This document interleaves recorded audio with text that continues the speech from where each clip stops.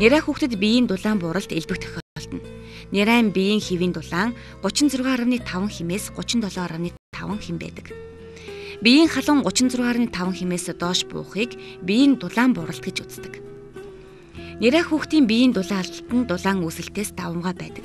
Даарсан тохиолдолд өөрөө дулаацах чадвар султай холбоотойгоор биеийн дулаанаа амархан алддаг. Иймээс эцэг эхчүүд хүүхдэд дулаан алдалтаас сэргийлэхийн тулд хүүхдийн өрөөний хэмээг 22-оос 24 градусын дулаанд байлгах. Хүүхдийг дулаан хувцлах эсвэл цэвэр хуурай дулаан өлгийднэ.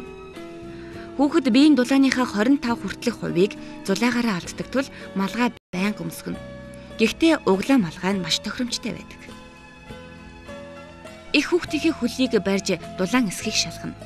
Хэрвээ хүүхэд даарсан байвал хүүхдийг нүцэглэн цээжиндээ наан өөртөлж нэмж хүнжлэр хүчиж болно.